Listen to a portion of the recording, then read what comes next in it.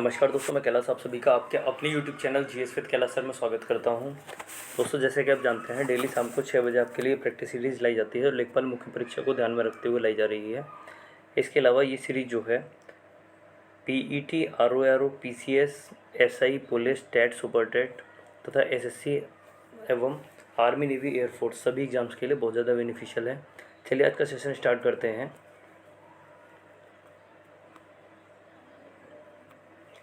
वर्ष 1945 में आज़ाद हिंद फौज के लाल किले में दिल्ली के मुकदमे की पैरवी निम्नलिखित में से किसने की थी?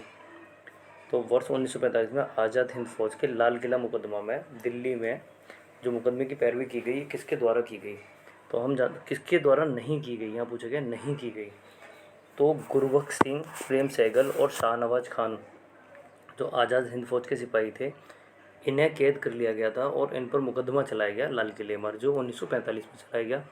इस मुकदमे की जो पैरवी की गई भूलाभाई देसाई के नेतृत्व में की गई और अन्य जो व्यक्ति थे इसमें जो जुड़े हुए थे, भूलाभाई देसाई, तेज बहादुर सप्रू, आशफ अली, जवाहरलाल नेहरू और डॉक्टर कैलाशनाथ काटजू। इस प्रकार से कई सारे व्यक्ति थे जो इसमें जुड़े हुए थे। कमेटी की जो अध्यक्षता करी थी वो भूलाभाई देसाई ने की थी। इसमें शामिल कौन नहीं था? इसमें शामिल कौन नहीं था? तो सरदार वल्लभ भाई पटेल इसमें शामिल नहीं थे। मुकदमे की पैरवी जो थी सरदार वल्लभ भाई पटेल के द्वारा नहीं की गई। भारत के संविधान के अंतर्गत ग्राम पंचायतों का गठन क्या है? ग्राम पंचायतों के गठन की जो बात कही गई, ये महात्मा गांधी की सिफारिश पर की गई, ऐसे कह सकते हैं। यानी ये गांधीवादी विचारधारा का अनुच्छेद है और इसके लिए बाकायदा आर्टिकल जोड़ा गया, अनुच्छेद 40। अनुच्छेद 40 और अनुच्छेद 40 जो है ये राज्य के नीति निषेध तत्वों में आता है।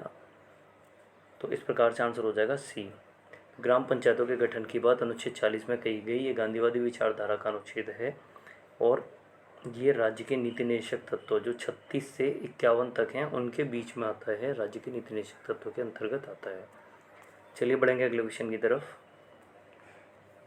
किस मंत्रालय ने हाल ही में गोलवर्धन योजना पर एक एकीकृत पोर्टल की शुरुआत की है? किस मंत्रालय ने हाल ही में गोलवर्धन योजना पर एक एकीकृत पोर्टल की शुरुआत की है? आंसर होगा जल शक्ति मंत्रालय। जल शक्ति मंत्रालय। 1946 का कैबिनेट मिशन 3 कैबिनेट मंत्रियों से गठित था। निम्नलिखित में से कौन इसका सदस्य नहीं था? 1946 का कैबिनेट मिशन 3 कैबिनेट मंत्रियों से गठित था, इनमें से कौन इसका सदस्य नहीं था? तो अब देखेंगे Pethick Lawrence, A V Alexander और स्टेफर्ड क्रिप। ये तीन जो थे ये तीनों ही इसके सदस्य थे। इनमें से पैथिक लॉरेंस कैबिनेट मिशन के अध्यक्ष थे। इससे कौन जुड़ा हुआ नहीं था? तो लॉर्ड एमरी जो हैं इससे जुड़े हुए नहीं थे। तो आंसर हो जाएगा हमारा Lord emery, D. Cabinet mission की स्थापना 1946 में भारतीय संविधान के निर्माण, संविधान सभा का निर्माण तथा अंतरिम सरकार के गठन के उद्देश्य से इसका गठन किया गया था 1946 में और इसके सुझाव पर ये तीनों कार्य हुए। चलिए बढ़ेंगे अगले क्वेश्चन की तरफ। शेख सलीम चिश्ती की दरगाह कहाँ पर है? तो शेख सलीम चिश्ती की जो दरगाह है फतेहपुर सीकरी, आगरा में स्थित है। अकबर इनमें बहुत आस्था रखता था और अकबर ने शेख सलीम चिश्ती के नाम पर ही अपने पुत्र का नाम जो था सलीम रखा था। इजमिर की घाटी जो अफीम के लिए कृषि के लिए प्रसिद्ध है, किस देश में स्थित है? इजमिर की घाटी जो है अफीम की कृषि के लिए प्रसिद्ध है, किस देश में स्थित है? आंसर होगा टर्की। इसका नाम हाल ही में बदलकर तुर्की कर दिया गया है। टर्की का नाम बदलकर हाल ही में कर दिया गया है तुर्की। चलिए अगला क्वेश्चन देखते हैं। सस्ती मुद्रा का क्या अर्थ है? सस्ती मुद्रा का क्या अर्थ है? सस्ती मुद्रा मतलब ब्याज दर में कमी। जब ब्याज दर में कमी कर दी जाती है तो मुद्रा का जो प्रचलन है वो बढ़ जाता है। तो इस प्रकार से सस्ती मुद्रा, ब्याज दर में कमी। निम्नलिखित में से कौन सा एक इनपुट डिवाइस नहीं है? निम्नलिखित में से कौन सा एक जो है ये इनपुट डिवाइस नहीं है? तो प्रोसेसर। प्रोसेसर जो होता है एक इनपुट डिवाइस नहीं होता। सोनभद्र में निम्न धातुओं में से कौन कौन पाई जाती हैं? तो अब देखेंगे सोनभद्र में निम्न धातुओं में से कौन कौन सी धातुएं पाई जाती हैं। तो एंडालुसाइड पाया जाता है, पायराइट पाया जाता है और डोलोमाइट पाया जाता है। तो हमारा आंसर हो जाएगा बी। सोनभद्र में कौन कौन सी धातुएं पाई जाती हैं? तो एंडालुसाइड, पायराइट और डोलोमाइट, ये तीनों प्रकार की धातुएं पाई जाती हैं। जबकि यूरेनियम जो पाया जाता है ये यूपी के ललितपुर में पाया जाता है। यूरेनियम जो है ये ललितपुर में पाया जाता है। रक्त का इनमें से कौन सा घटक ऑक्सीजन का परिवहन करता है? इनमें से कौन सा घटक जो है ऑक्सीजन का परिवहन करता है? RBC, red blood cells. मानव कान के किस भाग में प्रतिध्वनि के अनुसार कंपन होता है? तो मानव कान के किस भाग में प्राप्त ध्वनि के अनुसार कंपन होता है? किस भाग में प्राप्त ध्वनि के अनुसार कंपन होता है? आंसर होगा कर्णपटही झिल्ली। कर्णपटही झिल्ली। याचिका देश की परमादेश याचिका जैसे कि परमादेश, बंदी प्रत्यक्षीकरण जारी किए जाते हैं राष्ट्रपति के द्वारा, महान्यायवादी के द्वारा, मंत्रिमंडल के द्वारा, उच्च न्यायालय के द्वारा। देखिए, ये जो याचिकाएं हैं जिन्हें रिट कहा जाता है, परमादेश, बंदी प्रत्यक्षीकरण, ये सुप्रीम कोर्ट के द्वारा अनुच्छेद 32 के तहत जारी किए जाते हैं और ये मूल अधिकारों की श्रेणी में आते हैं। संवैधानिक उपचारों का अधिकार जो है छठवां मूल अधिकार है, उसकी श्रेणी में आते हैं। तो ये सुप्रीम कोर्ट के द्वारा अनुच्छेद 32 के तहत जारी किए जाते हैं। सुप्रीम कोर्ट यहाँ ऑप्शन में नहीं दिया, तो आंसर होगा हमारा उच्च न्यायालय। उच्च न्यायालय जो रिटें जारी करता है ये अनुच्छेद 226 के द्वारा जारी करता है। तो सुप्रीम कोर्ट रिट जारी करता है अनुच्छेद 32 और सुप्रीम कोर्ट जो रिट जारी करता है कौन सा अनुच्छेद होता है? अनुच्छेद 226। चलिए बढ़ेंगे अगले क्वेश्चन की तरफ। निम्नलिखित में से कौन सा पदार्थ विद्युत का सबसे कम सुचालक है? विद्युत का सबसे कम सुचालक, तो हम जानते हैं कार्बन जो है ये विद्युत का सबसे कम सुचालक होता है, या कुचालक की श्रेणी में भी रखा जा सकता है। तानसेन का मकबरा कहाँ स्थित है? तो तानसेन जिनका वास्तविक नाम रामतनु पांडे था, इनका मकबरा ग्वालियर में स्थित है। भारत में प्रथम टेलीविज़न कार्यक्रम का प्रसारण कब हुआ था? भारत में प्रथम टेलीविज़न कार्यक्रम का प्रसारण हुआ 1959 में।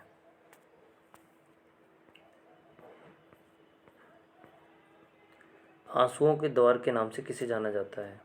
तो आंसुओं के द्वार के नाम से बाब उल मंडाब को जाना जाता है। यह अरब प्रायद्वीप पर स्थित है। अरब प्रायद्वीप पर यमन और horn of Africa, Djibouti, Eritrea और उत्तरी सोमालिया के बीच स्थित जल संधि है। यह लाल सागर को अरब सागर से जोड़ती है। तो बाब उल मंडाब जो है ये लाल सागर को अरब सागर से जोड़ने वाली जल संधि है जो अरब प्रायद्वीप में हॉर्न ऑफ अफ्रीका के पास स्थित है।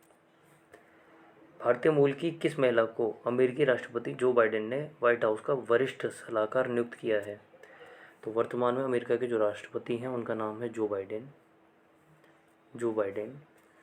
और इन्होंने व्हाइट हाउस का वरिष्ठ सलाहकार नियुक्त किया है।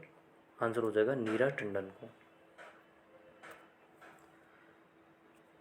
भारत की पहली महिला राजदूत तथा संयुक्त राष्ट्र महासभा की पहली अध्यक्ष, भारत की पहली महिला राजदूत तथा संयुक्त राष्ट्र महासभा की पहली अध्यक्ष विजय लक्ष्मी पंडित। राष्ट्रीय पर्यावरण अनुसंधान संस्थान कहाँ पर स्थित है?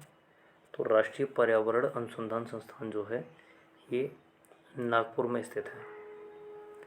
राष्ट्रीय पर्यावरण अनुसंधान संस्थान जो है नागपुर में स्थित है। विकसित अर्थव्यवस्था किस समस्या का सामना कर रही है? तो विकसित अर्थव्यवस्था जो है ये किस समस्या का सामना कर रही है? आंसर होगा खंडित बेरोजगारी का। वर्तमान में विकसित अर्थव्यवस्थाएं जो है ये खंडित बेरोजगारी का सामना कर रही हैं। ये बेरोजगारी के प्रकार में आ जाता है छद्म बेरोजगारी, शिक्षित बेरोजगारी, मौसमी बेरोजगारी, इसी प्रकार खंडित बेरोजगारी। दोस्तों बताना चाहूँगा 6 बजे आपके लिए डेली सीरीज़ लाई जाती है। इसके अलावा 6:15 बजे करंट अफेयर्स की सीरीज़ और 9 बजे स्टैटिक जीके की सीरीज़ लाई जाती है। तो 6 बजे जीएस, 6:15 बजे डेली शाम को ही लाई जा रहे हैं ये। तो शाम को 6 बजे जीएस, 6:15 बजे करंट अफेयर्स और रात को 9 बजे जो है स्टैटिक जीके की सीरीज़ से जुड़ना ना भूलें। स्टैटिक जीके का कार्यक्रम हाल ही में स्टार्ट किया गया है और मात्र 9 कक्षाओं के माध्यम से हम सारा स्टैटिक जीके क्वेश्चन आंसर के फॉर्म में कवर करने वाले हैं प्रीवियस ईयर क्वेश्चंस के द्वारा। चलिए बढ़ेंगे अगले क्वेश्चन की तरफ।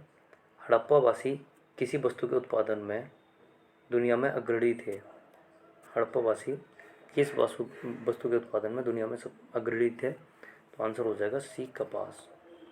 कपास जिसे सिंडोन कहा जाता था, इसी वजह से सिंधु नदी का नाम भी सिंधु पड़ा था और जो नाम पड़ा वो पड़ा इंडस वैली सिविलाइजेशन, सिंधु घाटी सभ्यता।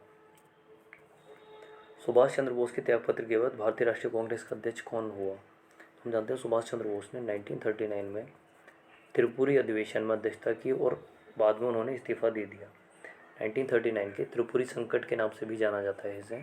सुभाष चंद्र बोस ने जीतने के बाद अध्यक्ष पद से इस्तीफा दे दिया। उनके पश्चात जो और उन्होंने किसे हराया था, उन्होंने हराया था पट्टाभी सीतारामैया को। सुभाष चंद्र बोस ने 1939 में त्रिपुरी अधिवेशन में महात्मा गांधी के पसंदीदा उम्मीदवार पट्टाभी सीतारामैया को हराते हुए अध्यक्षता प्राप्त की और बाद में इससे इस्तीफा दे दिया। उनके इस्तीफा के बाद में त्यागपत्र के बाद भारतीय राष्ट्रीय कांग्रेस का अध्यक्ष कौन नियुक्त हुआ? आंसर होगा सी। जैसा कि आप सभी आंसर कर पा रहे हैं, आंसर होगा सी, राजेंद्र प्रसाद। भारत के संविधान सभा का प्रथम अधिवेशन कब शुरू हुआ? भारतीय संविधान सभा की जो पहली बैठक हुई थी, ये हुई थी आपके 9 दिसंबर 1946 और इसमें अस्थायी सदस्य के तौर पर डॉक्टर सच्चिदानंद सिन्हा को चुना गया। जबकि दूसरी बैठक 11 दिसंबर 1946 को हुई और वहाँ स्थायी अध्यक्ष के रूप में डॉक्टर राजेंद्र प्रसाद को चुना गया था।